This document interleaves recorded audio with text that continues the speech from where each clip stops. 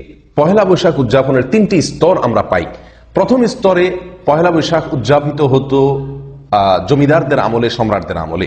জমিদাররা তাদের সাধারণ মানুষের কাছ থেকে যে ট্যাক্স বা খাজনা সংগ্রহ করত ফসলের, সেটা চৈত্র মাসের শেষে, বছরের শেষে খাজনা সংগ্রহ করা হয়ে গেলে আনন্দ স্বরূপ, উৎসব স্বরূপ খুশি হয়ে তারা পহেলা বৈশাখে মানুষের মাঝে মিষ্টি বিতরণ করতেন এবং সাধারণ মানুষও সেই মিষ্টি সানন্দে গ্রহণ করতেন এবং নিজেরা আনন্দ ভাগাভাগি করতেন, কারণ খাজনা রাজনা পরিশোধ হয়ে গেছে, তাদের মধ্যেও একটা নির্ভার একটা ভাব চলে আসতো। দ্বিতীয় যে স্তরটি আমরা দেখতে পাই সেটি হলো জমিদার প্রথা যখন বিলুপ্ত হয়ে গেল, তখন পহেলা বৈশাখ মানে ছিল হালখাতা। হালখাতা ছাড়া পহেলা বৈশাখ আর তেমন কিছুই ছিল না।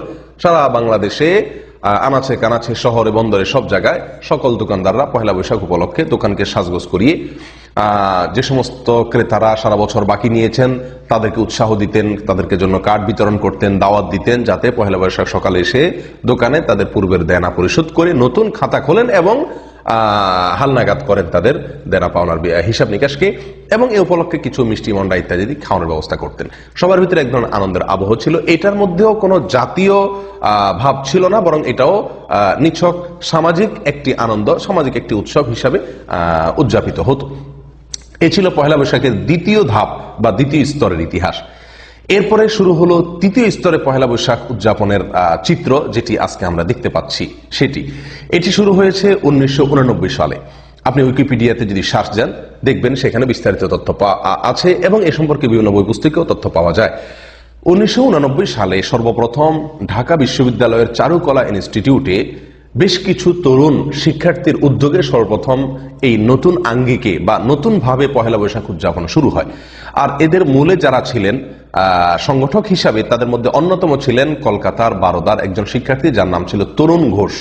এই তরুণ ঘোষ মূল নেতৃত্বে থেকে আরো কিছু যুবক শিক্ষার্থী তারা মিলে এই পহেলা বৈশাখকে নতুন ভাবে উদযাপনের চিন্তা ভাবনা তারা আবিষ্কার করলেন এবং এটা তারা চারুকলা থেকে শুরু করলেন। আর সেটি ছিল আনন্দ শোভাযাত্রা বের করা। অর্থাৎ পহেলা বৈশাখে সকালে চারুকলা থেকে একটা আনন্দ শোভাযাত্রা বের করে কিছু দূর প্রদক্ষিণ করে ঢাকা শহরের বিভিন্ন জায়গা ঘুরে আবার সেটা চারুকলা এসে শেষ হতো। এই শোভাযাত্রায় তরুণ ঘোষ কলকাতা যেভাবে দেখেছেন, ঠিক তারই আদলে হিন্দুদের বিভিন্ন প্রতিমা, তাদের বিভিন্ন দেবদেবীর বাহন, বিভিন্ন জীবজন্তুর মুখোশ, এগুলোকে সেই শোভাযাত্রায় তারা বহন করত। কিছুদিন যেতে না যেতেই এই আনন্দ শোভাযাত্রাকে নামটিকে পরিবর্তন করে দেওয়া হলো মঙ্গল শোভাযাত্রা। অর্থাৎ এটি কিছুদিনের মধ্যে পরিবর্তিত হয়ে এসে গেল এটার ভিতরে এমন একটি নাম যে নামটির সঙ্গে হিন্দু ধর্মের বিশ্বাস, তাদের পূজা একেবারে সরাসরি জড়িত, অর্থাৎ মঙ্গল শোভাযাত্রা নাম দেওয়া হলো এবং মঙ্গল শোভাযাত্রা উদযাপন শুরু হলো। আর এই মঙ্গল শোভাযাত্রা এটাই হলো পহেলা বৈশাখের আজকের যুগে সবচাইতে বড় আয়োজন এবং সবচাইতে বিশাল আয়োজন। মঙ্গল শোভাযাত্রাটা কি? মঙ্গল শোভাযাত্রাটা হলো মূলত পহেলা বৈশাখের সকালে নারী পুরুষ সকলে মিলে ঢোল এবং তবলার তালে তালে রাস্তায় বের হয়ে মিছিল করা, র্যালি বের করা, শোভাযাত্রা বের করা, উদ্দেশ্য মঙ্গল প্রার্থনা করা। অর্থাৎ এই রাস্তায় বের হলে, মিছিল বের করলে ঢোল তবলা বাজাতে বাজাতে নারী পুরুষ একসাথে মিলে মিশে এবং সেখানে বেশ কিছু প্রতিমা, বেশ কিছু পশু পাখি, বেশ কিছু প্রাণীর ছবি, মুখোশ এবং তাদের প্রতিমা, এগুলোকে বহন করা হয়। উদ্দেশ্য এই শোভাযাত্রার মাধ্যমে যেন আমাদের জীবনে বরকত আসে, কল্যাণ আসে, বিপদ আপদ দূর হয়, এই উদ্দেশ্যে এই শোভাযাত্রা বের করা হয়। অমঙ্গল শোভাযাত্রা অর্থাৎ মঙ্গলের জন্য বা মঙ্গলের উদ্দেশ্যে শোভাযাত্রা বের করা।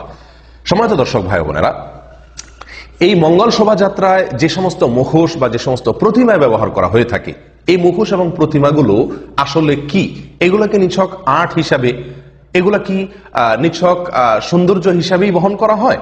উত্তর হলো জি না, এটিকে নিছক সৌন্দর্য হিসাবে, নিছক আর্ট হিসাবে ব্যবহার করা হয় না, বরং যে সমস্ত প্রাণীর মুখোশ অথবা প্রতিমা বহন করা হয়ে থাকে মঙ্গল শোভাযাত্রা, আমরা একটি একটি করে যদি খোঁজ খবর নেই তাহলে দেখতে পাবো তার প্রতিটি প্রতিমা, প্রতিটি মুখোশই হিন্দুদের কোনো না কোনো দেবতার সঙ্গে, হিন্দুদের কোনো না কোনো পুজোর সঙ্গে সরাসরি জড়িত। তার ভিতরে সবচাইতে বেশি যে মুখোশগুলো দেখা যায় তার অন্যতম হলো পেঁচা। এই পেঁচা সম্পর্কে হিন্দু ধর্ম বিশ্বাস অনুযায়ী এই পেঁচা হলো মঙ্গলের প্রতীক, মঙ্গলের প্রতীক। এবং শুধু মঙ্গলের প্রতীকই নয়, এটা হলো তাদের অন্যতম একজন দেবতা লক্ষ্মীর বাহন। লক্ষ্মীর বাহন অর্থাৎ এই পেঁচার মুখোশ বহন করলে লক্ষ্মী আসবে, মঙ্গল আসবে, কল্যাণ আসবে। এটা হলো হিন্দুদের একটি বিশ্বাস। সেই হিসেবে মঙ্গল শোভাযাত্রাতে প্রচুর পরিমাণে আপনি দেখবেন পেঁচার মুখোশ বা ছবি বহন করা হয়। ঠিক তেমনি ভাবে ইঁদুর, এটা হলো গণেশের বাহন হিন্দু ধর্ম বিশ্বাস অনুযায়ী। হনুমান হলো রামের বাহন। হাঁস, এটা হলো সরস্বতীর বাহন। আপনি মঙ্গল শোভাযাত্রায় হাঁস দেখতে পারবেন বহুল অনেক পরিমাণে। তেমনি ভাবে হাতি এবং বাঘ এবং সিংহ, এগুলো হলো দুর্গার বাহন। আপনি মঙ্গল শোভাযাত্রায় প্রচুর পরিমাণে বাঘ সিংহের মুখোশ আপনি দেখতে পাবেন, এটা হলো দুর্গার বাহন। গাভী, এটা হলো রামের সহযাত্রী। ময়ূর, এটা হলো কার্তিকের বাহন, এটাও আপনি দেখতে পাবেন মঙ্গল শোভাযাত্রায়। খেপা ষাঁড় বা ক্ষিপ্ত ষাঁড়, এটা হলো শিবের বাহন, এটাও আপনি দেখতে পাবেন মঙ্গল শোভাযাত্রায়। এছাড়াও সূর্য দেবতা হিন্দুদের অন্যতম একটি দেবতা। আপনারা মঙ্গল শোভাযাত্রাতে সূর্যের মতো কিছুটা মানুষের মাথার মতো দেখতে পাবেন। প্রচুর পরিমাণে এই প্রতীকটা মানুষ বহন করে থাকে। এগুলো নাকি মঙ্গলের প্রতীক। সম্মানিত দর্শক ভাই বোনেরা, এই হলো মঙ্গল শোভাযাত্রার মোটামুটি একটি চিত্র, যেটি আমি আপনাদের সম্মুখে তুলে ধরার চেষ্টা করেছি। এই মঙ্গল শোভাযাত্রায় যেই প্রতিমাগুলো বা যেই মূর্তিগুলো, যে ছবিগুলো বহন করা হয়ে থাকে, এগুলো যে নিছক সৌন্দর্যের অংশ নয়, এগুলো যে নিছক আর্টের জন্য নয়, এগুলো বহন করা হয় এক ধরনের উপাসনা হিসাবে, এক ধরনের প্রার্থনার অংশ হিসাবে। এগুলো নিয়ে বের হলে রাস্তায়, তাহলে কি হবে? মঙ্গল নেমে আসবে। ঠিক যেমনি ভাবে হিন্দুরা তাদের পুজোয় মঙ্গল শোভাযাত্রা বের করে একই নামে, ঠিক সেই নাম এবং সেই কাজ, সেগুলোর সবগুলোর সমাহার রয়েছে মঙ্গল শোভাযাত্রা। বরং আমরা বলতে পারি হিন্দুরা 12 মাসে 13 পূজা করে।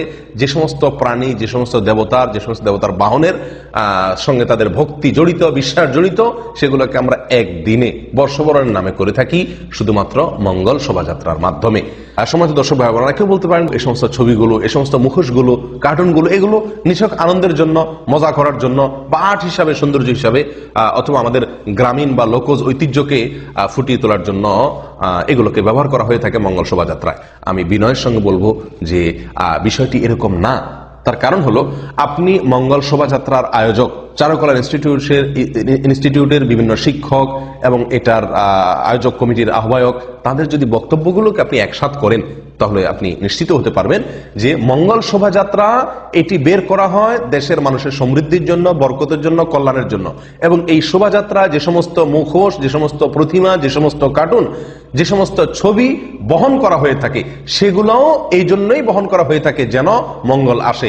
অর্থাৎ হিন্দুদের বিশ্বাসের একেবারে অবিকল বিশ্বাস এখানে কাজ করছে এই সমস্ত প্রতিমা, এই সমস্ত ছবিকে বহন করার পেছনে। আপনি যদি প্রমাণ জানতে চান, আমি আপনাকে অনুরোধ করব, দয়া করে চলে যান আপনি অনলাইনে bdnews24.com, বাংলাদেশে অত্যন্ত পরিচিত একটি অনলাইন নিউজ পোর্টাল। তার 2014 সালের 14ই এপ্রিল পহেলা বৈশাখ এবং মঙ্গল শোভাযাত্রাকে কেন্দ্র করে কয়েকটি রিপোর্ট সেখানে প্রকাশিত হয়েছিল। তার ভিতরে একটি রিপোর্টের শিরোনাম ছিল লক্ষ্মী পেঁচায় সমৃদ্ধি, গাজী ও বাঘ দুঃসময়ের কান্ডারি। লক্ষ্মী পেঁচায় সমৃদ্ধি, লক্ষ্মী পেঁচা থাকলে সেখানে সমৃদ্ধি আসে, গাজী এবং বাঘ থাকলে সেটা দুঃসময়ের কান্ডারির ভূমিকা পালন করে। এবং এটি হলো মূল শিরোনাম রিপোর্টের। আর সেই bdnews24.com এর নিজস্ব রিপোর্টারের রিপোর্টে ভেতরে আয়োজকদের বিভিন্ন বক্তব্য উঠে এসেছে, তারই আলোকে কোট করে শিরোনাম করা হয়েছে এটি। তার একটি অংশ আমি আপনাদেরকে শুনাই। এখানে লোকজ ঐতিহ্য বলা হচ্ছে, যদিও আসলে হিন্দু ঐতিহ্যের নানা প্রতীক নিয়ে সমৃদ্ধ বাংলাদেশ প্রত্যাশায় করা এই শোভাযাত্রায় স্থান পেয়েছে। এখানে লক্ষ্য করুন যে সমৃদ্ধ বাংলাদেশ এটার প্রত্যাশায়, এটার আশায় এই শোভাযাত্রা বের করা হয়, এবং সেই শোভাযাত্রায় যাতে সমৃদ্ধি আসে সেই আশায় এখানে স্থান পেয়েছে মা ও শিশু, হাঁস ও মাছের ঝাঁক, বিড়ালের মুখে চিংড়ি, শখের হাঁড়ি, ইত্যাদি ইত্যাদি ইত্যাদি। অর্থাৎ এই যে মুখোশগুলো, এই যে প্রতিমাগুলো বহন করা হয়ে থাকে, সম্মানিত দর্শক ভাই বোনেরা, এটি নিছক সৌন্দর্য বা আর্টের জন্য নয়। এটি করা হয় এই জন্য যে এগুলো নিয়ে বহন করলে নাকি কল্যাণ আসবে, মঙ্গল আসবে, যেমনটি হিন্দুরা বিশ্বাস করে। সম্মানিত ভাই বোনেরা, এই হলো মঙ্গল শোভাযাত্রার সাধারণ চিত্র। এখন এই মঙ্গল শোভাযাত্রাকে আপনি কি বলবেন? এটা কি হিন্দু ধর্মের পূজার একটি ফটোকপি বলবেন আগাগোড়া, নাকি এটাকে আপনি বাঙালির বর্ষবরণের উৎসব বলবেন? সেটার বিচারের ভার আপনার উপর আমি ছেড়ে দিলাম।